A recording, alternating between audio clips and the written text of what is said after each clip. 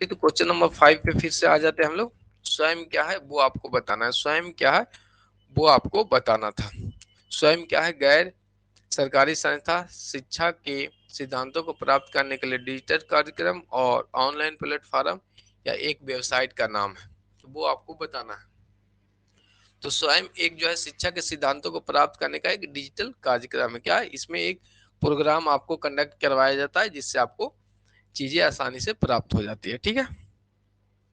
B option स्वयं क्या है? शिक्षा के सिद्धांतों को प्राप्त करने के लिए डिजिटल कार्यक्रम है। 6 नंबर क्वेश्चन आपको देखना है यहाँ पे कि कक्षा में शिक्षा की भूमिका होनी चाहिए। शिक्षा की भूमिका क्या होनी चाहिए? लोकतांत्रिक, निदेशक, तानाशाह या उपयुक्त में से कोई नहीं। तो शिक्षा की भूमिका के बारे में आपको बताना है। तो नॉर्मली आपको लोकतांत्रिक नेता का मतलब सभी का विकास होना चाहिए। मतलब जो आपके स्कूल है उसमें सभी विद्यार्थियों को ओवरऑल विज्ञान डेवलपमेंट की बात करते हैं। लोकतांत्रिक नेता होनी चाहिए, यानी सबको ध्यान में एक नजर मद्देनजर सभी को देखना चाहिए। चलिए आ जाते हैं क्वेश्चन नंबर 7 पे। प्रधानाध्यापक का प्रशासनिक गुण है। अब आपको बताना है कि जो टीचर्स है उनका प्रशासनिक गुण क्या है? कुशल योजनाकार, कुशल प्रशासक, कुशल योजक या आधिकारिक। तो प्रधानाध्यापक का प्रशासनिक गुण के बारे में आपको बताना है। तो आपको पता ही है कि प्रिंसिपल्स क्या कहते हैं, आपको सबको एक साथ लेके चलते हैं। मतलब क्या है? कुशल योजनाकार होते हैं। कौन सा ऑप्शन सही हो जाएगा? ए ऑप्शन अपना सही हो जाएगा। आगे आ जाते हैं क्वेश्चन नंबर 8 पे। शिक्षा का सबसे महत्वपूर्ण कार्य क्या है? शिक्षण कार्य को व्यवस्थित करना, कक्षा में व्याख्यान देना, बच्चों को देखभाल करना और छात्रों का मूल्यांकन करना। तो ध्यान रखिएगा कि कौन सा ऑप्शन सही हो जाएंगे।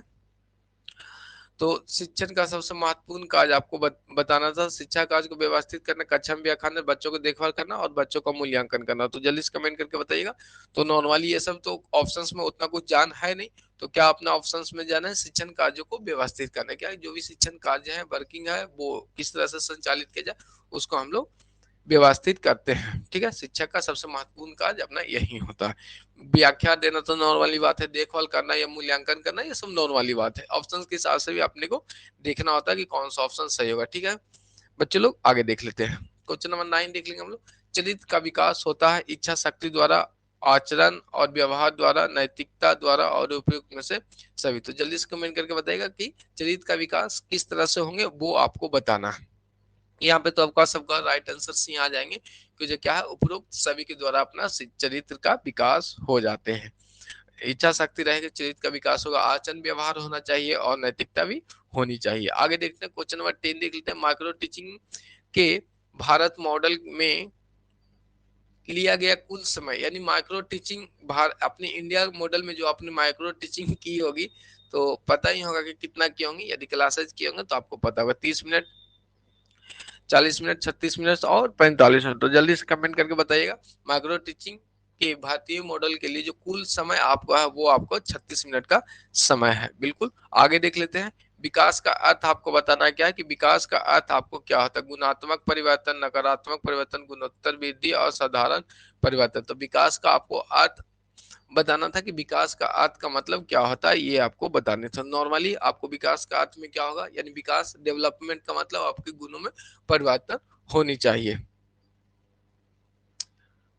गुणात्मक परिवर्तन क्या है? गुणवत्ता में वृद्धि नहीं, परिवर्तन के बाद विकास में क्या होता है? परिवर्तन होते हैं। तो कौन सी विकास गुणात्मक होंगे, यानी जो अच्छे पॉजिटिव चेंजेस होंगे उसी को हम लोग विकास कहते हैं। आगे देखें क्वेश्चन नंबर 11 देखते हैं। निम्नलिखित में से किस विद्वान ने मानव के विकास की अवधारणा की शुरुआत की थी? प्रोफेसर अम सेन, LD सी सेन पाई ने, डॉक्टर महबूबा उल हक ने और राइजेल राइट जेल ने। तो जल्दी से कमेंट करके बताइए कौन सा ऑप्शन आपके होंगे।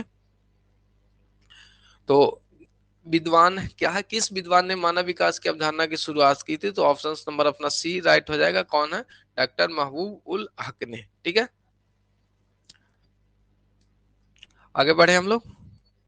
क्वेश्चन नंबर 13 आपके सामने है कि शिक्षा शास्त्र शास्त्र का अध्यापन विज्ञान। क्या शिक्षा शास्त्र का अध्यापन विज्ञान का क्या अर्थ होता है? बच्चों को मार्गदर्शन के लिए, बच्चों को नेतृत्व के लिए और बच्चों को शिक्षित करने के लिए, बच्चों को समझाने के लिए। तो जल्दी से कमेंट करके बताइएगा कि शिक्षण शास्त्र का अध्यापन विज्ञान का क्या अर्थ होता है, वो आपको बताना था। तो अध्यापन विज्ञान का अर्थ होता है कि बच्चों को समझाने के लिए हम लोग प्रयोग करते हैं, ठीक है।